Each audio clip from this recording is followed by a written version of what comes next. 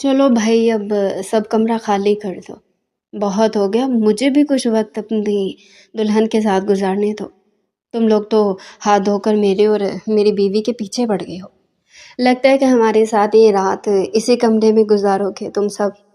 سنان احمد اپنے سارے کزن کو بہت ذلیل کر رہا تھا، جو اس کے کمرے میں ڈیرے ڈال کر بیٹھے تھے۔ ابھی ابھی کچھ دیر پہلے ہی اس کی بارات لوٹی تھی، لیکن ان کی رسمیں ہنسی مذاق ختم ہونے کا نام ہی نہیں لے رہا تھا۔ اس کی بات پر سب زور زور سے آوازیں نکالنے لگے۔ او ہو بھائی، سنان بھائی کی تو بڑی جلدی ہو رہی ہے۔ اس کی چھوٹی کزنیں مذاق کرنے لگی۔ وقت دیکھ لو، کیا ہوا ہے، رات کے 3 بج رہے اور تم لوگ یہاں سے جانے کا نام ہی نہیں لے رہے۔ اس لیے اب چلو بس، میں تمہیں اور برداشت نہیں کروں گا۔ لگتا ہے کہ مجھے تم سب کو دھکے دے کر اس کمرے سے نکالنا پڑے گا۔ وہ بھی مصنوعی غصہ دکھا رہا تھا۔ دلہن بنی نازک سی فائزہ کا دل گھبرا رہا تھا۔ میں جانتی تھی کہ ابھی ایسے لمحات آنے والے کہ اس کمرے میں صرف سنان اور فائزہ بالکل اکیلے ہوں گے۔ آنے والے لمحات کا سوچ کر وہ بہت زیادہ ڈر رہی تھی۔ اس کے کزن آنکھ سے اشارہ کرتے اب کمرے سے جا چکے تھے۔ سنان نے ان کے جانے کے بعد سکھ کا سانس لیا تھا، پھر دلہن بنی فائزہ کے سامنے بیٹھ گیا، اتنی گوری جیسے اس کے کمرے میں چاند اتر آیا ہو۔ ہلکے گلابی رنگ کے لہنگے میں وہ ایک اپسرا سے کم نہیں لگ رہی تھی، لیکن سنان کی نگاہیں کسی اور چیز پر تھی۔ اس کا جسم بے حد دبلا پتلا تھا، جبکہ اسے بھاری بھاری جسم کی لڑکیاں پسند تھیں، لیکن ابھی بھی وہ ٹھیک ٹھاک نظر آ رہی تھی۔ تبھی سنان نے اس کا ہاتھ پکڑا، وہ مارے شرم کے کام پر رہی تھی۔ آئی کین بلیو اٹ، پہلی بار دیکھی ہے کوئی لڑکی ایسے گھبراتی ہوئی۔ ویسے مما نے بتایا تھا کہ تم بہت زیادہ شرمیلی ہو، لیکن میرے ساتھ یہ شرم و حیا والے معاملے نہیں چلیں گے۔ میں تھوڑا بے باک قسم کا بنتا ہوں، اور پھر شادی کے بعد کیسی شرم و حیا؟ ہم نے ایک دوسرے کو بہت سوچ سمجھ کر اپنی زندگی میں قبول کیا ہے، اس لیے زیادہ شرمانے گھبرانے کی ضرورت نہیں۔ سنان اسے سمجھا رہا تھا۔ فائزہ اس بات پر سر ہلا کر رہ گئی تھی۔ تبھی سنان نے ایک نازک سی ہیرے کی انگوٹھی منہ دکھائی کے طور پر اس کی انگلی میں ڈال دی۔ اب وہ جلد از جلد اس چیز کے لیے بےتاب ہو رہا تھا جس کے لیے اس نے شادی کی تھی۔ تبھی وہ اس کے کان میں سرگوشی کرتے ہوئے کہنے لگا، اب یہ 2 من کا لہنگا اتار کر وہ نائٹی پہن لو جو باتھ روم میں میں نے تمہارے لیے رکھی ہے۔ آج کی رات میں بہت یادگار بنانا چاہتا ہوں۔ فائزہ تو اس کی بات سن کر مارے حیا کے شرم سے نظریں جھکا کر رہ گئی تھی۔ اسے اٹھا بھی نہیں جا رہا تھا، جبکہ سنان کی نگاہیں اس کے وجود پر تھی۔ اس کی آنکھوں میں مایوسی سی اترتی جا رہی تھی۔ تبھی اس نے فائزہ کو باتھ روم میں بھیج دیا تھا۔ فائزہ جیسے ہی واش روم میں آئی تو سارے زیورات آہستہ آہستہ کر کے اتارنے لگی۔ وہ نائٹی جو واش روم میں رکھی تھی نہایت ہی ڈھیلی ڈھالی تھی، اور اس کی دبلی پتلی جسامت پر ذرا بھی اچھی نہیں لگ رہی تھی۔ اب وہ باہر جانے میں ایک شرمندگی سی محسوس کر رہی تھی۔ جیسی باہر نکلی، سنان کی امیدوں پر جیسے پانی پھر گیا تھا۔ یہ کیا؟ یہ تو تمہارے وجود پر ذرا بھی اچھی نہیں لگ رہی۔ سنان کی آنکھوں میں مایوسی تھی۔ فائزہ کا فگر ذرا بھی اچھا نہیں لگ رہا تھا۔ اس کے سارے ارمان جیسے چکنا چور ہو گئے تھے۔ سہاگ رات کو لے کر وہ بہت ایکسائٹڈ تھا، لیکن اب ایک دم سے اس کی آنکھوں کی جوت بجھ چکی تھی۔ اس کی بیوی میں ذرا بھی نسوانی حسن نہیں تھا۔ فائزہ گھبرائی ہوئی بیڈ پر بیٹھ گئی تھی۔ اس نے نوٹ کر لیا تھا کہ سنان کا رویہ اچانک سے تبدیل ہو گیا ہے۔ جب وہ اسے کہنے لگا، لہنگے میں تو تم اچھی خاصی لگ رہی تھی، لیکن تمہارا جسم تو بالکل بھی پرکشش نہیں ہے۔ اس نے جیسے فائزہ کی توہین کی تھی۔ اس کی آنکھیں نم ہو گئی تھی۔ سنان نے اس کے سوکھے جسم کو دیکھا تو ایک دم سے اس کا چہرہ اتر گیا تھا۔ کچھ کہے بنا ہی وہ کمرے سے باہر چلا گیا اور پھر پوری رات واپس نہ آیا۔ اسے اپنی ماں پر شدید غصہ آ رہا تھا۔ اس نے پہلے ہی کہہ دیا تھا کہ لڑکی اچھی صحت والی ہونی چاہیے، کمزور لڑکیوں سے بالکل بھی اچھی نہیں لگتی تھی۔ لیکن فائزہ، جس کا چہرہ تو بڑا ہی خوبصورت تھا اور رنگ روپی جیسے چاند ستارہ، لیکن جسم اس کا بالکل ہی کمزور تھا، جو اس کے آئیڈیل سے میچ نہیں ہوتا تھا۔ سنان احمد 7 سال کینیڈا میں رہ کر آیا تھا۔ وہ وہاں پر نوکری کرتا تھا۔ وہاں پر اس کا واسطہ ہر قسم کی عورتوں سے پڑا تھا۔ وہاں کی عورتوں کو دیکھ دیکھ کر اس کی خوبصورتی کا معیار بہت اونچا ہو گیا تھا۔ بھاری جسم، گوری چٹی عورتیں، سب سے ایک سے بڑھ کر ایک خوبصورت ہوتی، لیکن شادی اسے پاکستان نہیں کرنی تھی۔ اسی لیے اب کی بار وہ واپس پاکستان آیا تو گھر والوں نے فیصلہ کیا کہ وہ اب شادی کر کے ہی جائے۔ روبینہ بیگم بھی اس کی شادی کرنے کے لیے بےتاب تھی۔ پھر انہوں نے اپنی ایک سہیلی کی بیٹی فائزہ کا انتخاب کیا تھا۔ سنان کے لیے فائزہ بڑی ہی خوبصورت تھی، بالکل چاند کے ٹکڑے جیسی۔ جیسے انہوں نے سنان کو فائزہ کی تصویر دکھائی تو اس نے فوراً رضامندی دے دی۔ تصویر میں وہ کسی حور سے کم نہیں لگ رہی تھی۔ اسے یہ خیال ہی نہیں آیا کہ اسے کیسی لڑکیاں پسند ہے۔ یوں جھٹ پٹ منگنی ہوئی اور شادی کی تاریخ بھی طے ہوگی۔ اس عرصے میں اس نے 2-3 دفعہ فائزہ سے ملاقات کرنے کی کوشش کی، لیکن روبینہ بیگم نے بتا دیا تھا کہ اس کی فیملی ان سارے معاملات کو پسند نہیں کرتی، اس لیے شادی سے پہلے ملنا ٹھیک نہیں، اور پھر شادی ہونے ہی تو والی ہے۔ تم اسے اب ملاقات کر کے کیا کرو گے جب سارے معاملات طے ہو چکے ہیں؟ کیوں وہ دل محسوس کے رہ گیا۔ لیکن اتنے سال بعد کینیڈا جیسے ملک میں گزارنے کے باوجود بھی اس نے کبھی کسی لڑکی کے ساتھ نین میں ٹکا نہیں کیا تھا۔ حالانکہ وہاں کی لڑکیاں اس پر لائن بھی مارتی تھی، کیونکہ وہ ایک ہینڈسم پرسنالٹی کا مالک تھا۔ لمبا چوڑا وجود، گوڑا چٹا، اس کے اندر کسی چیز کی کمی نہ تھی۔ وہ اپنے لیے بیوی بھی ایسے ہی چاہتا تھا جو اس کے ساتھ چلتی ہوئی اچھی لگے۔ جیسے اس نے تصویر میں فائزہ کو دیکھا تو فوراً ہاں کر دی۔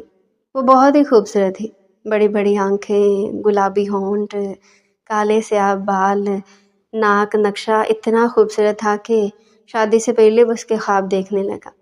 لیکن شادی کی رات جیسے اس کی امیدوں پر پانی پھر گیا تھا۔ اسے کمزور جسم والی لڑکیاں شروع سے اچھی نہیں لگتی تھی۔ بالکل ہی وہ تو نازک سی تھی، دبلی پتلی، فگر نام کی کوئی چیز اس کی جسامت میں موجود ہی نہیں تھی۔ اسے اپنی ماں پر شدید غصہ آیا تھا۔ کاش وہ یہ بات پہلے اپنی ماما کو بتا دیتا کہ اسے ایسی لڑکیاں پسند نہیں ہیں۔ فائزہ کو دیکھ کر اب اسے غصہ آ رہا تھا، جبکہ شادی کی رات ہی اس نے باہر ہی گزاری تھی۔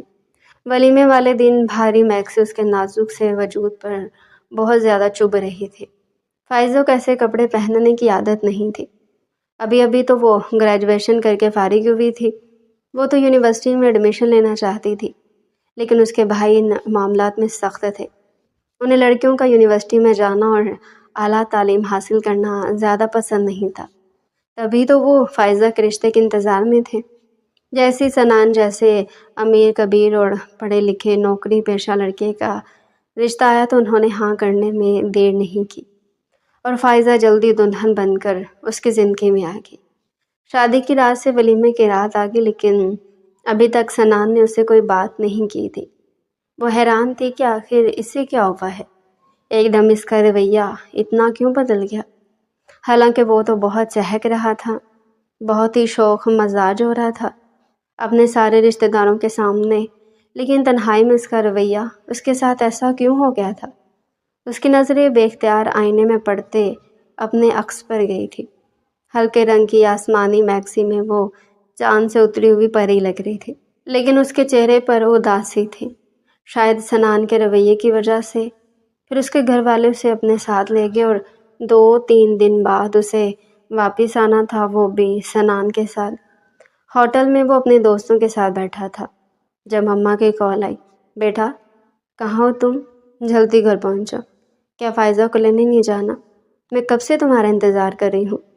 میرہا بھی آئی ہوئی ہے، پھر بیٹا اسے واپس گھر بھی جانا ہے۔ میرہا اس کی بہن تھی، وہ شادی شدہ تھی، دوسرے شہر میں رہتی تھی، صرف اس کی خاطر ابھی تک رکی ہوئی تھی۔ کیا اسے واپس لانا ضروری ہے مما؟ اس نے بڑے روڈ لہجے میں اپنی ماں سے کہا تھا۔ کیا دماغ تو ٹھیک ہے تمہارا؟ فوراً گھر پہنچو، تمہیں ٹھیک کرتی ہوں میں۔ روبینہ بیگم کا مزاج ایک دم ہی گرم ہو گیا تھا۔ اس نے لاپرواہی سے فون کاٹا، پھر دوستوں سے اجازت لے کر گھر پہنچ گیا۔ میں نے تم سے کہا بھی تھا کہ شام کو فائزہ کے گھر جانا اسے لینے کے لیے، اس کے گھر والے ہمارا انتظار کر رہے ہیں۔ اب چلو جلدی سے تیار ہو جاؤ، میں اسے نہیں لا رہا واپس۔ اس نے فیصلہ سنایا تھا۔ سب کے چہرے کا رنگ اڑ گیا۔ سب سے زیادہ پریشان روبینہ بیگم ہوئی تھی، کیونکہ فائزہ ان کے سگے تایا زاد کی بیٹی تھی۔ یہ کیا کہہ رہے ہو بیٹا، تم ہوش میں تو ہو؟ جی، جو آپ نے سنا وہ بالکل ٹھیک ہے، میں اسے واپس نہیں لاؤں گا، مجھے وہ بالکل پسند نہیں آئی۔ میں نے آپ سے کہا بھی تھا کہ میرے لیے لڑکی سوچ سمجھ کر منتخب کرنا۔ اگر ایسی لڑکی سے شادی کرنا ہوتی تو وہاں پر اسے 1000 درجے لڑکیاں خوبصورت تھی، میں کسی کو بھی شادی کر کے لے آتا، لیکن آپ نے میرے لیے کیا نمونہ پسند کیا ہے، وہ مجھے بالکل بھی اچھی نہیں لگی۔ سنان نے صاف گوئی سے کام لیا تھا، جو کچھ اس کے دل میں تھا اس نے ماں کو بتا دیا۔ میرا اور روبینہ بیگم دونوں سر تھام کر کھڑی تھی، جبکہ ابرار صاحب بھی حیران پریشان سے بیٹے کو دیکھ رہے تھے، کیونکہ کیا ہوا، کیا برائی ہے اس بچی میں؟ اتنی پیاری پڑھی لکھی بچی ہے، لاکھوں میں ایک، کیا ہوا جو ایک رات میں تمہاری پسند بدل گئی؟ تمہیں تصویر دکھائی تھی نا میں نے؟ روبینہ بیگم اس پر غصہ کر رہی تھی۔ ہاں، صرف تصویر دکھائی تھی، ملوایا نہیں تھا۔ اگر ملوا دیتی تو میں اسی وقت انکار کر دیتا۔ مجھے دھوکہ دیا آپ لوگوں نے، مجھے ایسی لڑکیاں پسند ہی نہیں تو زبردستی اسے میرے سر پر مسلط کرنے کی ضرورت نہیں۔ میں اب اسے کسی صورت واپس نہیں لاؤں گا۔ اس نے فائزہ کو واپس لانے سے صاف انکار کر دیا تھا۔ دوسری طرف فائزہ کے گھر والے بار بار فون کیے جا رہے تھے، کیونکہ وہ ان کا انتظار کر رہے تھے۔ روبینہ بیگم عجیب صورتحال میں پھنس گئی تھی۔ بیٹا کسی صورت مان ہی نہیں رہا تھا کہ فائزہ واپس اس گھر میں آئے، اور نہ ہی وجہ بتانے کو تیار تھا۔ بس اس کی ایک ہی رٹ تھی کہ فائزہ اسے پسند نہیں ہے، کیونکہ جو کچھ وہ فائزہ کے اندر چاہتا تھا وہ اس کے اندر ہے ہی نہیں۔ آخر ایسی کیا بات تھی؟ یہ بڑا سا سوال ان کے سامنے منہ کھولے کھڑا تھا۔ اچھا ٹھیک ہے، جو بھی مسئلے مسائل ہیں انہیں ہم بعد میں دیکھ لیں گے، لیکن بیٹا اس وقت ہمیں اس کے گھر جانا ہے، وہ سب ہمارا انتظار کر رہے ہیں، ایسا مت کرو میری جان، عزت کا سوال ہے۔ روبینہ بیگم اس کی منتوں پر اتر آئی تھی۔ آخر کو اکلوتا بیٹا تھا، جب بھی کوئی بات اس کے مزاج کے خلاف ہو جاتی تو ایسے ہی کرتا تھا۔ آخر کار ان تینوں کی لاکھ منتوں کے بعد ہی وہ جا کر اسے واپس لانے پر تیار تو ہو گیا تھا، لیکن اس نے صاف کہہ دیا تھا کہ وہ بھلے ہی واپس اس گھر میں آ جائے، لیکن فائزہ اب اس کے دل سے اتر چکی ہے۔ بامشکل وہ فائزہ کے گھر 3-4 گھنٹے رکے تھے، پھر وہ فائزہ کو لے کر جلدی واپس آ گئے، جبکہ سنان نے تو اس کی طرف غلطی سے دیکھا بھی نہیں تھا، حالانکہ وہ کتنے دل سے تیار ہوئی تھی۔ اس کی چھوٹی بہن زینب نے اسے خوب دل لگا کر تیار کیا تھا۔ نیلے رنگ کے جوڑے میں وہ بہت ہی خوبصورت لگ رہی تھی، لیکن اس کا چہرہ مایوس سا ہو گیا تھا، کیونکہ سنان کا رویہ بڑا عجیب تھا۔ دوسری طرف روبینہ بیگم اور مرحا بھی اسے دیکھ دیکھ کر نظریں چرا رہی تھی، جیسے کوئی بات ہو گئی ہو۔ امی نے اسے بہت سی باتیں سمجھا کر اپنے سسرال بھیجا تھا، اس لیے وہ ابھی تک جا کر اپنے شوہر کا انتظار کر رہی تھی۔ حالانکہ رات کا 1 بج گیا تھا، تبھی سنان کمرے میں داخل ہوا۔ وہ سادہ سے کپڑوں میں ملبوس بیڈ پر بیٹھی تھی۔ اسے دیکھ کر ایک دم ہی سیدھی ہو کر بیٹھ گئی۔ معصوم نگاہیں سنان کے چہرے پر جمی تھی، لیکن اس نے نگاہ اٹھا کر اسے دیکھا بھی نہیں۔ فائزہ حیران تھی کہ آخر وہ اس کے ساتھ ایسا بہیو کیوں کر رہا ہے۔ کھانا لاؤں آپ کے لیے؟ آخر کار اس نے خود ہی شروعات کی تھی، کیونکہ زندگی کا ان دونوں نے ساتھ ہی گزارنی تھی۔ یہی سوچ کر وہ اسے بڑے نرم لہجے میں پوچھ رہی تھی۔ نہیں، کھا کر آیا ہوں میں، بڑے ہی سرد لہجے میں کہہ کر وہ اس کا ناقدانہ نگاہوں سے جائزہ لینے لگا۔ دیکھو، میں تمہیں ایک بات بتانا چاہتا ہوں، اگر میرے ساتھ رہنا تو خود کو تبدیل کرنا ہوگا۔ تبدیلی کا مطلب یہ ہے کہ اپنی جسامت دیکھو اور مجھے دیکھو۔ کہاں میرے جیسا باڈی بلڈر شخص اور کہاں تم جیسی سوکھی سڑی لڑکی۔ مجھے ایسی لڑکیاں بالکل بھی پسند نہیں۔ میں نے صرف تمہیں تصویر میں دیکھا تھا، اگر ریئل میں دیکھا ہوتا تو میں تم سے شادی سے انکار کر دیتا، کیونکہ مجھے بھرے بھرے جسم، اچھے فگر والی لڑکی سے شادی کرنی تھی، جبکہ تمہارا وجود تو کسی بھی نسوانی حسن سے خالی ہے۔ اب مجھے بتاؤ، کیا تم نے یہ بات شادی سے پہلے سوچی نہیں کہ تمہارا شوہر تم سے کیسے خوش ہوگا؟ حالانکہ لڑکیاں پھر بھی اس چیز کا بہت دھیان رکھتی ہیں، لیکن تمہیں بھی ان باتوں کے بارے میں سوچنا چاہیے تھا۔ اب تمہیں زبردستی میرے سر پر مسلط کیا جا رہا ہے، حالانکہ میں تو تمہیں واپس اس گھر میں لانا بھی نہیں چاہتا تھا۔ ثنا نے جیسے بڑے بڑے بھاری پتھر اس کے سر پر برسائے تھے۔ فائزہ کے جسم میں تو گویا کانٹوں تو لہو نہیں، دم سادے وہ پھٹی پھٹی نگاہوں سے اس کی باتیں سن رہی تھی۔ اس کی نازک ہتھیلیاں پسینے سے شرابور ہو گئی تھی، جبکہ اپنے کندھوں پر اسے نادیدہ بوجھ محسوس ہو رہا تھا۔ خاندان بھر میں اس کی خوبصورتی کے چرچے تھے۔ کالج میں لڑکیاں اس کی بڑی بڑی آنکھوں کی تعریفیں کرتی نہیں تھکتی تھی، اور آج اس کے شوہر نے اسے 2 کوڑی کا کر کے رکھ دیا تھا۔ سنان کے اس قدر سخت لہجے پر اس کی موٹی موٹی آنکھوں میں آنسو آ گئے تھے۔ پھر اس نے چہرہ دونوں ہاتھوں میں چھپا کر رونا شروع کر دیا، کیونکہ آج تک اتنے سخت لہجے میں اور اتنی ذلالت زندگی میں اس کی کبھی کسی نے کی ہی نہیں تھی۔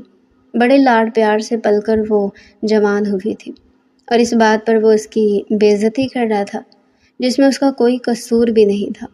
لیکن آپ ایسی باتیں کیوں کر رہے ہیں؟ میرے اندر کس چیز کی کمی ہے؟ میں سمجھی نہیں آپ کی بات۔ اٹک اٹک کر روتے ہوئے وہ اس سے یہ سوال کر رہی تھی۔ سنان نے حیرت سے اسے دیکھا تھا، گویا وہ اس کی بات کا مطلب ہی نہیں سمجھی تھی۔ لیکن حقیقت یہ تھی کہ اسے یوں روتے دیکھ کر سنان کے دل میں کچھ عجیب سا فیل ضرور ہوا تھا۔ وہ بڑی ہی معصوم لگ رہی تھی، اس کے ہونٹ کپکپا رہے تھے اور جسم میں لرزش تھی۔ اس کے سخت رویے کی وجہ سے شاید وہ بہت زیادہ ڈپریس ہو گئی تھی۔ دیکھو، اس میں برا ماننے والی بات نہیں ہے۔ اگر تمہیں میرے ساتھ زندگی گزارنی ہے تو اپنے آپ کو آئیڈیل کرنا ہوگا۔ یہ دیکھو، میں اس کی بات کر رہا ہوں۔ اچانک اس نے اس کے جسم سے دوپٹہ ہٹایا تھا اور جس طرح سے اشارہ کیا تھا وہ شرم سے پانی پانی ہوگی۔ اس کا مطلب تھا کہ وہ اس کی جسامت کی بات کر رہا تھا۔ فائزہ کی سمجھ میں نہیں آ رہا تھا کہ وہ اب اس کے بارے میں کیا کہے، کیونکہ جس معاشرے سے اس کا تعلق تھا وہاں پر ایسی باتیں نہ تو ماں سے کہی جاتی تھی اور نہ ہی کسی بڑی بہن وغیرہ سے، کیونکہ اس چیز کا تصور صرف شادی کے بعد بھی ممکن تھا۔ شادی سے پہلے کبھی بھی کوئی جوان کنواری لڑکی ان باتوں پر خاص توجہ نہیں دیتی تھی۔ اب وہ خاموش تھی۔ اسے یوں معصومیت سے خاموش بیٹھے دیکھ کر اچانک ہی ثنا نے اس کا ہاتھ تھاما تھا۔ دیکھو، اگر میرے ساتھ زندگی گزارنی ہے یا میں تمہیں اپنے ساتھ اس رشتے میں ہمیشہ باندھ کر رکھوں تو تمہیں وہی کرنا ہوگا جو میں کہوں گا۔ بولو، منظور ہے یا نہیں؟ فائزہ اس کی بات سن کر گھبرا گئی تھی۔ نہ جانے وہ کیا کہنے والا تھا، لیکن مارے خوف کے وہ فوراً کہنے لگے، لیکن آپ کیا کریں گے؟ مطلب کہ مجھے کیا کرنا ہوگا؟ وہ ڈر ڈر کر بول رہی تھی۔ یہ سن کر سنان مسکرایا، پھر کہنے لگا، کچھ نہیں، تمہیں کچھ نہیں کرنا ہوگا۔ جو کچھ کرنا ہوگا وہ ڈاکٹر کرے گی، تمہیں صرف میرے ساتھ چلنا ہوگا۔ اب فائزہ خاموش تھی۔ شادی کو صرف 3-4 دن ہوئے تھے اور اس کا شوہر اسے ڈاکٹر کے پاس لے کر جانا چاہتا تھا۔ وہ جو اپنے آپ کو ہمیشہ مکمل سمجھتی تھی، اپنے آپ کو خوبصورتی کا شاہکار سمجھ کر اس نے کبھی کسی دوسری چیزوں پر دھیان نہیں دیا تھا، اور آج اس کے شوہر نے اسے آئینہ دکھا دیا تھا۔ اس کے شوہر کو جس چیز کی ضرورت تھی اس کا وجود اس حسن سے خالی تھا، گویا اس کے اندر کمی تھی، بہت بڑی کمی، جس کا احساس اس کے شوہر نے اسے دلایا تھا۔ حالانکہ اس میں اس کا کوئی قصور بھی نہیں تھا، لیکن سنان جس معاشرے میں رہ کر آیا تھا وہاں پر صرف اسی کی سنوائی تھی۔ نسوانی حسن جو عام طور پر لڑکیاں چھلکاتی پھرتی ہیں، لیکن اچھی اور گھریلو لڑکیاں ہمیشہ اپنی ان چیزوں کا خاص خیال رکھتی ہیں جو کبھی ان چیزوں کو نمایاں نہیں کرتی۔ اس کی پلکیں بھیگی ہوئی تھی۔ اس بات کا احساس اسے رلایا جا رہا تھا کہ وہ اپنے شوہر کی پسندیدہ نہیں۔ اسے یوں روتے دیکھ کر وہ اسے سمجھاتے ہوئے کہنے لگا، دیکھو، میں کینیڈا میں 7-8 سال سے رہ رہا ہوں۔ اتنی لڑکیاں میرے ارد گرد پھرتی تھی، مجھے لائن مارتی تھی، میرے ایک اشارے پر وہ میرے ساتھ ڈیٹ پر جانے پر تیار ہو جاتی، لیکن مجھے میرے ماں باپ کی تربیت نے روکے رکھا۔ انہوں نے اسی شرط پر مجھے کینیڈا بھیجا تھا جاب کرنے کے لیے کہ میں وہاں جا کر کبھی کسی لڑکی کے چکر میں نہیں پڑوں گا اور نہ ہی کبھی کسی سے شادی کروں گا۔ شادی کرنی ہوگی تو مجھے صرف پاکستانی لڑکی سے۔ اب اگر 7-8 سال کے انتظار کے باوجود مجھے کوئی اچھی لڑکی نہ ملے، وہ بھی میری پسند کی، تو پھر میری زندگی کا کیا فائدہ؟ اسے تو بہتر تھا کہ میں وہیں کینیڈا میں کسی لڑکی سے شادی کر لیتا۔ اس لیے اگر تمہیں میرے ساتھ زندگی گزارنی ہے تو جو میں کہوں گا تمہیں وہی کرنا ہوگا۔ بولو منظور ہے؟ اب وہ فائزہ کی طرف غور سے دیکھ رہا تھا۔ جو بھی تھا اسے یوں روتے ہوئے دیکھ کر سنان کے دل میں ہلچل ضرور مچی تھی۔ سچ سچ بتاؤ سنان، تم نے فائزہ سے کیا کہا ہے؟ اس کا چہرہ کیوں اتنا اترا ہوا ہے؟ کتنی خاموش تھی وہ۔ دیکھو بیٹا، ارینج میرج ہے یہ، کچھ تمہیں سمجھنا پڑے گا اور کچھ اسے۔ کہیں تم نے اسے کچھ کہہ تو نہیں دیا؟ الٹی سیدھی بات جو تم نے مجھ سے کہی تھی۔ روبینہ بیگم اس کی کلاس لے رہی تھی۔ کیا ہو گئے امی؟ آپ کو میں بھلا سے اسے کیوں کہوں گا؟ اور میں نے اسے اپنی زندگی میں قبول کر لیا ہے آپ کے کہنے پر، کیا یہ کافی نہیں؟ اب آپ مجھ سے کوئی الٹا سیدھا سوال مت کرے۔ ویسے بھی میں صرف 3 مہینے کی چھٹیوں پر آیا ہوں، اس کے بعد میں چلا جاؤں گا، اور آپ نے میری ساری خوشیوں کو چھین لیا ہے۔ اس لڑکی کو میری زندگی میں لا کر وہ ماں کو کھری کھری سنا رہا تھا۔ بیٹا 3 مہینے بعد تم چلے جاؤ گے تو اس کے ساتھ رویہ بہتر کرو، اسے جاننے کی کوشش کرو، اسے سمجھو۔ یہی دن ہوتے ہیں ایک دوسرے کو سمجھنے کے۔ ساری زندگی ساتھ رہنا تمہیں روبینہ بیگم اسے بڑے پیار سے سمجھا رہی تھی، لیکن وہ یہ بات بھی اچھی طرح جانتی تھی کہ وہ سمجھنے والا نہیں۔ چلو جلدی سے تیار ہو جاؤ، میں تمہیں ڈاکٹر کے پاس لے کر چلتا ہوں۔ میں نے ان کی ایک لیڈی ڈاکٹر سے اپائنٹمنٹ لے لی ہے۔ فائزہ الماری میں رکھے کپڑوں کی ترتیب درست کر رہی تھی جب وہ اس کے سر پر آ کر کہنے لگا۔ وہ ایک دم ہی اس کی بھاری آواز پر اچھل پڑی تھی۔ لیکن آپ مجھے ڈاکٹر کے پاس کیوں لے کر جا رہے ہیں؟ مجھے تو کچھ نہیں ہوگا۔ اوہو، کل کتنا سمجھایا تھا میں نے تمہیں، لیکن تمہاری عقل میں یہ بات نہیں آئے گی، اور گھر والوں کو بتانے کی ضرورت نہیں ہے کہ میں تمہیں ڈاکٹر کے پاس لے کر جا رہا ہوں۔ کوئی نہ کوئی بہانہ کر دینا، جلدی آؤ، کپڑے چینج کر کے میں تمہارا گاڑی میں انتظار کر رہا ہوں۔ یہ کہہ کر وہ کھلے دروازے سے چلتا بنا، جبکہ فائزہ حیران تھی کہ آخر سنان اسے ڈاکٹر کے پاس کیوں لے کر جا رہا ہے، لیکن پھر بھی اس کے غصے کو دیکھتے ہوئے وہ جلدی سے تیار ہو کر چل دی۔ کہاں جا رہی ہو بیٹی؟ سب خیریت تو ہے نا؟ اسے یوں جلدی جلدی میں جاتا دیکھ کر روبینہ بیگم پریشان ہو گئی تھی۔ جی امی، وہ سنان مجھے آئس کریم کھلانے لے کر جا رہے ہیں۔ سنان کار ڈرائیو کر رہا تھا اور فائزہ مسلسل کھڑکی سے باہر ہی دیکھ رہی تھی۔ دونوں کے درمیان کوئی بات نہیں ہوئی تھی۔ کافی دیر خاموشی چھائی رہی۔ فائزہ بار بار نظریں سنان کی طرف اٹھاتی، لیکن اس کے چہرے پر کوئی نرمی نہیں تھی۔ پھر فائزہ نے خود ہی سنان کو مخاطب کیا۔ اچھی بھلی ہوں میں، مجھ میں کسی چیز کی کمی نہیں ہے۔ سنان کچھ نہ بولا۔ تبھی گاڑی ایک کلینک کے سامنے رکی۔ سنان گاڑی سے باہر نکلا اور پھر فائزہ بھی باہر رہی۔ سنان نے کار کا دروازہ بند کرتے ہوئے کہا، لیڈی ڈاکٹر تمہیں دیکھ لے گی، پھر تمہیں بھی سمجھ آ جائے گا۔ فائزہ نے کوئی جواب نہیں دیا۔ وہ دھیمے قدموں سے اس کے ساتھ چلنے لگی۔ کلینک میں ایک خوش اخلاق نرس نے ان کا استقبال کیا اور انہیں لیڈی ڈاکٹر کے کمرے کی طرف لے گئی۔ کمرے میں داخل ہوتے ایک نرم مزاج، سمجھدار اور پروفیشنل لیڈی ڈاکٹر نے مسکرا کر ان کا استقبال کیا۔ جی، کیسے آنا ہوا؟ سنان نے فائزہ کی طرف اشارہ کیا اور کہنے لگا، ڈاکٹر صاحبہ، یہ میری بیوی ہے۔ ان کا فگر دیکھیں، ایسا لگتا ہے جیسے یہ 12 سال کی بچی ہے۔ یہ سن کر فائزہ کا چہرہ سرخ ہو گیا تھا۔ وہ نظریں جھکا کر بیٹھ گئی۔ اس نے کبھی سوچا بھی نہ تھا کہ سنان اس کی خوبصورتی کو یوں کسی کے سامنے لے آئے گا۔ لیڈی ڈاکٹر نے مسکرا کر فائزہ کی طرف دیکھا اور نرمی سے بولی، بیٹا ذرا میرے ساتھ اندر آؤ۔ کمرے کے دوسرے حصے میں جا کر ڈاکٹر نے فائزہ کا نارمل معائنہ کیا اور پھر نرمی سے اس کے سر پر ہاتھ رکھا۔ بیٹا تمہارے شوہر کو یہ سمجھنے کی ضرورت ہے کہ عورت کی خوبصورتی صرف جسمانی نہیں ہوتی۔ تم ایک بہت ہی خوبصورت لڑکی ہو۔ تمہاری جلد، تمہارے بال، تمہاری آنکھیں، سب کچھ نارمل اور خوبصورت ہے۔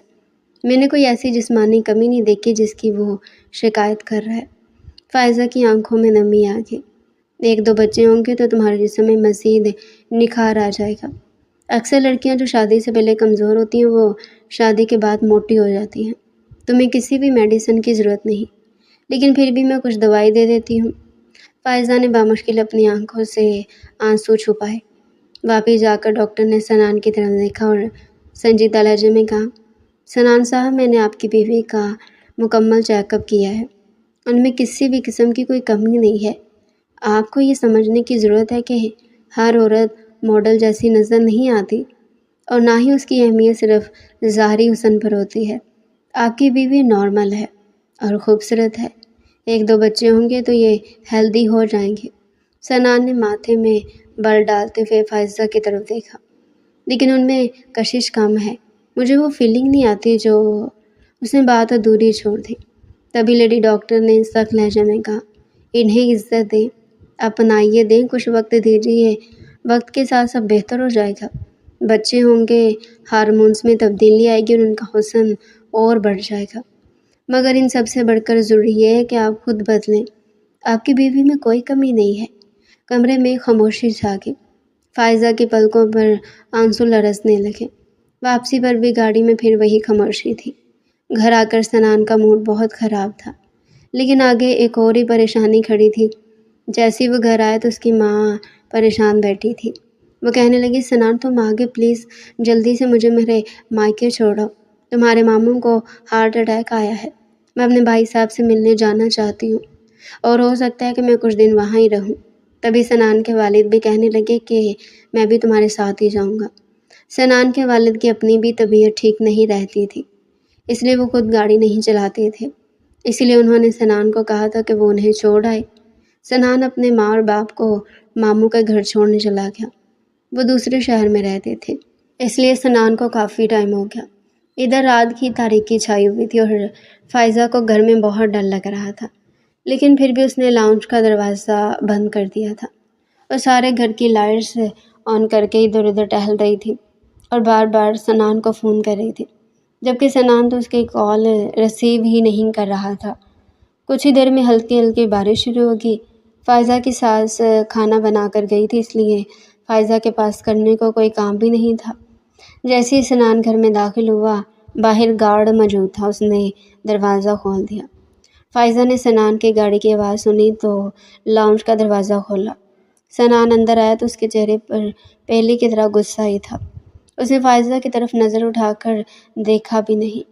فائزہ نے خود ہی اس سے کھانے کا پوچھا، میں آپ کے لیے کھانا لے کر آؤں؟ تبھی وہ کہنے لگا، نہیں مجھے بھوک نہیں ہے۔ فائزہ سے تو سنان کا روکھا پن برداشت نہ ہوا۔ وہ کہنے لگی، آپ کیوں میرے ساتھ ایسا کر رہے ہیں؟ میں اتنی بھی بری نہیں ہوں۔ کہنے لگا، میں نے کب کہا کہ تم بری ہو، بس مجھے اچھی نہیں لگی۔ تبھی فائزہ نے اپنے شوہر کا ہاتھ پکڑا اور اسے کہنے لگی، اگر میں اچھی نہیں تھی تو جو اچھی تھی آپ نے اس سے شادی کر لینی تھی، میری زندگی کیوں خراب کی؟ فائزہ کے اس طرح بات کرتے سنان کو ذرا بھی اچھا نہیں لگا تھا۔ اس نے جھٹ سے فائزہ کا ہاتھ پکڑ اسے لاؤنج سے باہر نکال دیا۔ نہیں سنان پلیز نہیں، ایسا نہ کرے، باہر بہت تیز بارش ہوتی ہے۔ لیکن سنان نے تو اس کی ایک نہ سنی اور اسے باہر بارش میں دھکا دے دیا اور دروازہ بند کر دیا۔ وہ دروازہ کھٹکھٹاتی رہی لیکن سنان نے دروازہ نہیں کھولا۔ اس وقت وہ بہت بھیگ چکی تھی۔ 1 گھنٹہ بارش میں بھیگنے کے بعد فائزہ کی حالت بہت بری ہو رہی تھی۔ اس کے ہونٹ نیلے ہو گئے تھے، جسم کپکپا رہا تھا، بارش بہت تیز ہو رہی تھی۔ سنان جو کہ ابھی تک لاؤنج میں بیٹھا سگریٹ کے کش لے رہا تھا، اچانک اسے کھڑکی سے تیز ہوا کا جھونکا آیا تو سردی کی لہر اس کے جسم میں دوڑی تو ایک دم سے اسے فائزہ کا خیال آیا۔ اس نے فوراً سے دروازہ کھولا اور فائزہ کو دیکھ کر حیران رہ گیا۔ باہر تیز بارش میں وہ بیٹھی کپکپا رہی تھی، اس کے ہونٹ نیلے پڑے ہوئے تھے۔ وہ فائزہ کا بازو پکڑ کر اس سے اندر لے جا رہا تھا تو وہ اس کے بازو میں ہی جھول گئی تھی۔ اس کا جسم بہت ٹھنڈا ہو رہا تھا۔ اب سنان کو تو کچھ بھی سمجھ نہیں آ رہا تھا کہ کیا کرے۔ اسے تو شدید ٹھنڈ لگ رہی تھی۔ سنان اسے اپنے بازوؤں میں اٹھا کر کمرے میں لے کر گیا اور پھر خود ہی اس کے کپڑے چینج کیے۔ پھر بھی اس کے جسم میں کپکپاہٹ تھی۔ سنان نے اس کے اوپر کمفرٹر بھی ڈالا لیکن پھر بھی اس کی کپکپاہٹ کم نہیں ہوئی تھی۔ سنان نے اس کے چہرے کی طرف دیکھا۔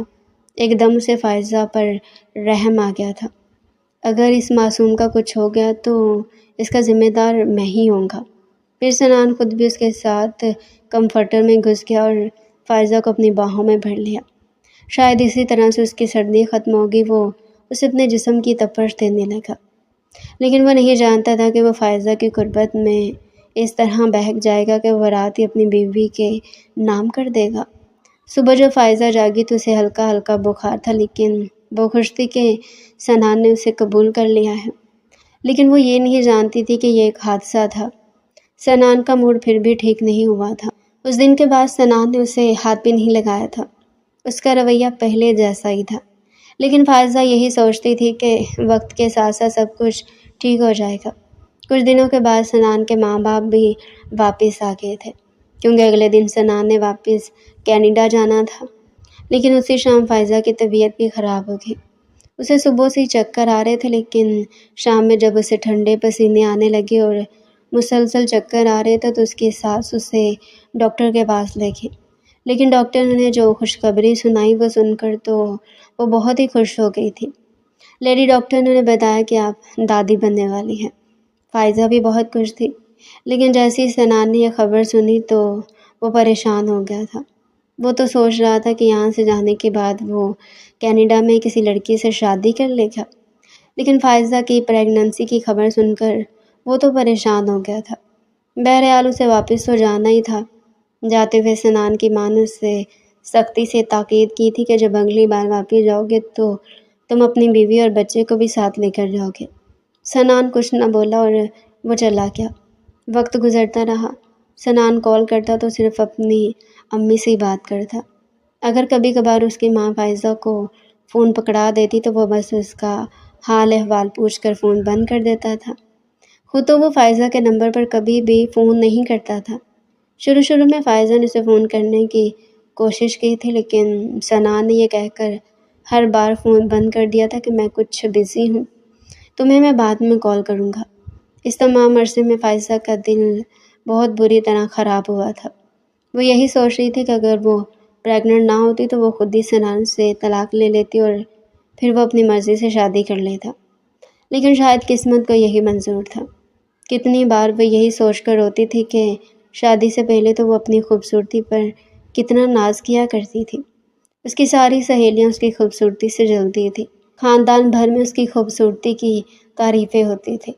فائزہ کی آنکھیں کتنی خوبصورت ہیں، فائزہ کے بال دیکھو کتنے خوبصورت ہیں، فائزہ یہ بال مجھے دے دو، اس کی کزن مہرین اکثر اسے کہا کرتی تھی، اور جواب میں فائزہ ہنس دیتی تھی۔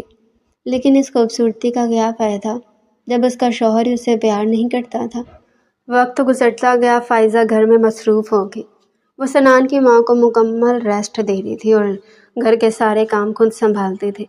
حالانکہ وہ کہتی رہتی تھی بیٹا میں بالکل ٹھیک ہوں، مجھے بھی کچھ کرنے دیا کرو، لیکن فائزہ یہی کہتی تھی نہیں امی، اب میں ہوں نا، میں سب سنبھال لوں گی۔ ایک اچھی بہو کی طرح اس نے سارا گھر سنبھال رکھا تھا۔ سنان کے ماں باپ اپنی بہو سے بہت خوش تھے اور ان کی خوشی آج دگنی ہوگی جب فائزہ نے ایک خوبصورت بیٹے کو جنم دیا تو وہ سب بہت خوش تھے۔ فائزہ کے گھر والے بھی آئے ہوئے تھے۔ سنان کا باپ بہت خوش تھا۔ جیسے ہی ڈاکٹر صاحبہ نے انہیں بیٹے کی خوشخبری سنائی، اسی وقت انہوں نے سنان کو کال کر کے بتایا تھا۔ سنان بھی اپنے بیٹے کی خبر سن کر خوش تھا کہ اللہ نے اسے بیٹا عطا کیا اور اب وہ اپنے بیٹے کو دیکھنے کے لیے بےتاب ہو رہا تھا۔ تبھی کچھ دیر کے بعد جب نرس نے انہیں ان کا پوتا پکڑایا تو انہوں نے فوراً ویڈیو کال پر سنان کو دکھایا۔ سنان اسے دیکھ کر مسکرا دیا تھا۔ وہ تو ہو بہو اپنے باپ کی کاپی تھا۔ تبھی اس کا باپ ہنسنے لگا، کہنے لگا سنان جب تم پیدا ہوئے تھے تو تم بھی بالکل اس کے جیسے تھے، دیکھنا یہ بڑا ہو کر تمہارے جیسے ہی ہوگا۔ اس نے ایک دفعہ یہ نہیں سوچا کہ وہ فائزہ سے بات کر لے، اس کا حال پوچھ لے۔ حالانکہ ایک دفعہ سنان کے باپ نے کہا بھی تھا کہ میں تمہاری بات فائزہ سے کرواتا ہوں، لیکن سنان کہنے لگا کہ نہیں ابو، میں تھوڑی دیر بعد خود ہی کال کر لوں گا۔ پھر کچھ ٹائم کے بعد اسے خیال آیا تو اس نے خود ہی فائزہ کے نمبر پر کال کی اور اس سے اس کا حال احوال پوچھا اور فون بند کر دیا۔ اگر کبھی پہلے بھی بات ہو جاتی تو وہ بس اتنی ہی بات کرتا تھا۔ سنان کو آج کل ایک پروجیکٹ ملا ہوا تھا۔ حالانکہ اس کی ماں کی بہت ضد تھی کہ وہ پاکستان آئے، لیکن وہ اپنے کام میں بہت مصروف تھا۔ وہ آفس کو چھوڑ کر نہیں آ سکتا تھا، کیونکہ ایک تو اسے وہاں پر بہت سارا کام بھی دیکھنا تھا، دوسرا اس کا باس بھی ٹور پر گیا ہوا تھا اور باس کی غیر موجودگی میں وہ سب کام چھوڑ کر نہیں آ سکتا تھا۔ ادھر فائزہ جو سنان کی وجہ سے بہت پریشان رہتی تھی، اپنے بیٹے کو پا کر مطمئن ہو گئی تھی۔ اس نے اپنے بیٹے کا نام ارسل سنان رکھا تھا۔ گھر میں ارسل دادا دادی اور اپنی ماں کی جان تھا۔ وہ لوگ تو بالکل اسے بیڈ پر لیٹنے ہی نہ دیتے تھے۔ کبھی ایک اٹھاتا، کبھی دوسرا اور کبھی تیسرا۔ کچھ دن تو سنان کی بہن بھی آئی رہی تھی۔ سنان کے بھانجے بھانجیاں ارسل کو اٹھائے رکھتے تھے۔ وہ بھی ایک ہفتہ رہی اور اس کے بعد چلی گئی تھی۔ فائزہ ہر وقت ارسل کے ساتھ ہی لگی رہتی تھی، یہاں تک کہ اس کے پاس اپنے لیے بھی ٹائم نہیں تھا۔ یا تو گھر کے کام کاج میں مصروف رہتی یا پھر ارسل کے ساتھ لگی رہتی۔ اس کا سب کچھ تو اب ارسل ہی تھا۔ اسی طرح مصروفیت میں 5-6 مہینے گزر گئے۔ اب تو ارسل بھی کھلکھلا کر ہنستا تھا۔ سنان اکثر اپنے بیٹے کے لیے کال کیا کرتا تھا، بس وہ اپنے بیٹے کو دیکھتا رہتا تھا۔ فائزہ کے ساتھ کم ہی بات کرتا تھا اور نہ ہی کبھی فائزہ نے زیادہ بات کرنے کی کوشش کی تھی۔ سنان بھی اپنے بیٹے سے ملنے کے لیے بے چین تھا۔ جیسے اس کا باس واپس آیا، اس نے 2 مہینے کی چھٹی مانگی جو اسے مل گئی۔ لیکن یہ خبر سن کر فائزہ بہت نروس ہو رہی تھی۔ بہرحال وہ بالکل بھی تیار نہیں ہوئی تھی۔ پہلے سے پڑا ہوا ہلکا پھلکا سا پرانا ڈریس پہنا تھا، لیکن اس کے باوجود وہ بہت خوبصورت لگ رہی تھی۔ سنان کی اچھی خاصی تنخواہ تھی، اس لیے اس کے آنے سے پہلے سنان کی ماں نے ارسل کے لیے دوسرا کمرہ سیٹ کروا دیا تھا۔ وہ چاہتی تھی کہ سنان اتنے مہینوں کے بعد آ رہا اور وہ اور فائزہ ایک دوسرے کے ساتھ وقت گزاریں۔ اس لیے انہوں نے بچے کے لیے کیئر ٹیکر کا بھی انتظام کر دیا تھا۔ حالانکہ فائزہ انہیں منع کرتی رہی، نہیں آنٹی، اس سب کی کیا ضرورت ہے، میں اس کی ماں ہوں، میں خود اسے سنبھالوں گی۔ لیکن وہ یہی کہنے لگی کہ نہیں، یہ رات میں بھی ارسل کے ساتھ ہی رہے گی۔ سنان ابھی آیا تھا اور ارسل کو اٹھا کر بہت خوش ہو رہا تھا، جبکہ فائزہ کچن میں سب کے لیے کھانا بنا رہی تھی۔ جیسے اس نے سنان کی آواز سنی تو وہ بھی لاؤنج میں چلی گئی۔ سنان کی بہن بھی آئی ہوئی تھی۔ سب لوگ باتوں میں مصروف تھے۔ سنان نے ایک نظر فائزہ کو دیکھا تو وہ حیران رہ گیا۔ وہ پہلے جیسی فائزہ تو رہی ہی نہیں تھی۔ بھرا بھرا جسم اور کس قدر خوبصورت اور پرکشش لگ رہی تھی۔ اسے ایک پل میں اپنی ساری تنقید یاد آ گئی تھی۔ اس نے فائزہ کے ساتھ اچھا نہیں کیا تھا، جو صبر ہی کر لیتا۔ فائزہ نے تو اس کی طرف دیکھنا بھی گوارا نہیں کیا۔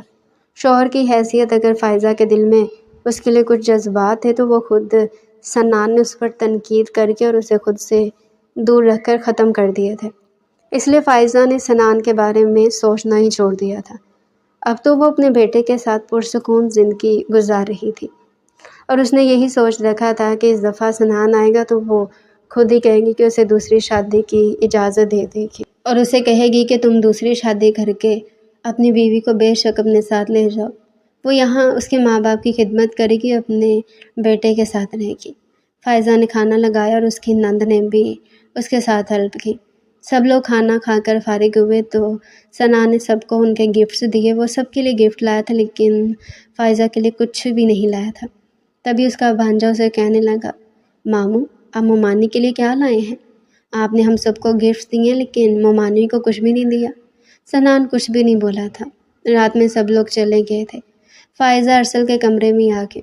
فائزہ نے صورت کو گیسٹ روم میں بھیج دیا اور کہنے لگی کہ میں ارسل کے پاس ہی سوؤں گی، اسے میری عادت ہے۔ وہ عورت جی بی بی جی کہتی ہوئی وہاں سے چلی گئی، لیکن ادھر سنان بے تابی سے فائزہ کا انتظار کر رہا تھا۔ اسے پھر سے وہ منظر اس کی آنکھوں کے سامنے آ رہا تھا۔ کچن میں کام کرتے ہوئے پسینے سے شرابور فائزہ کا بھرپور جسم اسے اب بے چین کرنے لگا تھا۔ فائزہ نے ارسل کو سلایا اور پھر خود شاور لے کر آئی اور ارسل کے ساتھ ہی لیٹ گئی، لیکن نیند اس کی آنکھوں سے کوسوں دور تھی۔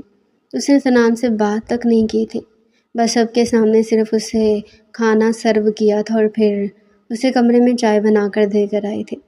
اس وقت سنان واش روم میں تھا۔ اس نے واش روم کا دروازہ کھٹکھٹا کر بتایا تھا، سنان، میں نے آپ کی چائے رکھ دی ہے۔ یہ کہہ کر وہ واپس ارسل کے کمرے میں ہی آ گئی تھی۔ بیویاں تو اپنے شوہر کے آنے پر بہت خوش ہوتی ہیں، لیکن وہ ادھر تھی۔ اسے اپنے شوہر سے کسی بھی قسم کی امید نہیں تھی۔ ابھی وہ یہی سوچ رہی تھی کہ سنان اس کے سر پہ کھڑا تھا۔ یہ کیا تماشا ہے؟ تم اپنے کمرے میں کیوں نہیں آئی؟ وہ کہنے لگی، ارسل کو میری ضرورت ہے۔ ہاں تو مجھے بھی تمہاری ضرورت ہے، بلکہ ارسل سے زیادہ مجھے تمہاری ضرورت ہے۔ وہ کہنے لگی، نہیں، آپ کو میری ضرورت نہیں ہے، اور ویسے بھی میرا بیٹا میرے بغیر نہیں سوتا۔ آپ پلیز جائیں، جا کر آرام کریں، فائزہ نے بہت ترش لہجے میں کہا تھا۔ سنان کو اس کا رویہ بہت تکلیف دے رہا تھا، لیکن وہ جانتا تھا اس سب کی وجہ وہ خود ہے۔ تبھی وہ اس کے پاس بیٹھ کر اس کا ہاتھ پکڑ کر اسے کہنے لگا، یہ تم کیسے کہہ سکتی ہو کہ مجھے تمہاری ضرورت نہیں ہے؟ مجھے تمہاری ضرورت ہے، تم بیوی ہو میری۔ فائزہ کی آنکھیں نم ہو گئی، لیکن وہ رونا نہیں چاہتی تھی، وہ مضبوط بننا چاہتی تھی، اپنے لیے، اپنے بیٹے کے لیے۔ اس نے تسلیم کر لیا تھا کہ خوبصورتی بھی قسمت کے آگے ہار جاتی ہے، لیکن وہ نہیں جانتی تھی کہ سنان کتنا شرمندہ ہے۔ ایک بار پھر وہ اس سے کہنے لگی، سنان میں نے ایک فیصلہ کیا ہے، آپ اپنی پسند سے شادی کر لیں، مجھے کوئی اعتراض نہیں ہے۔ آپ اپنی پسند سے شادی کریں، اپنی بیوی کو اپنے ساتھ لے جائیں۔ وہ حیرت سے اسے دیکھ رہا تھا، اسے تو یقین ہی نہیں تھا کہ اس کی بیوی کے دماغ میں یہ سب چل رہا تھا۔ تبھی وہ شرارت سے مسکرایا اور کہنے لگا، واقعی میں دوسری شادی کر لوں؟ تم میرے ساتھ دوسری عورت کو برداشت کر لو گی؟ فائزہ کی آنکھیں بھر آئیں۔ سنان نے اسے اپنے سینے سے لگا لیا۔ سوری فائزہ، میری ہی غلطی تھی، مجھے تمہارے ساتھ ایسے نہیں کرنا چاہیے تھا۔ تم اور ارسل ہی میرا سب کچھ ہو، اور میں وعدہ کرتا ہوں کہ میں تمہیں ہمیشہ خوش رکھوں گا۔ یہ کہتے ہوئے اس نے اپنی باہوں کے گھیرے کو تنگ کیا تھا، اور فائزہ کے چہرے پر سکون کی لہر دوڑی تھی کہ چلو دیر سے ہی صحیح اس کا شوہر اس کے پاس لوٹ آیا تھا۔ ڈیئر ریڈر، یہ تھا آج کا ہمارا انٹرسٹنگ اور مزے کا ناول۔ مزید ایسے ہی ناول ہمارے چینل پر ڈیلی سننے کے لیے چینل کو سبسکرائب کریں، ویڈیو کو لائک کریں اور کمنٹ سیکشن میں اپنی رائے لازمی دیں۔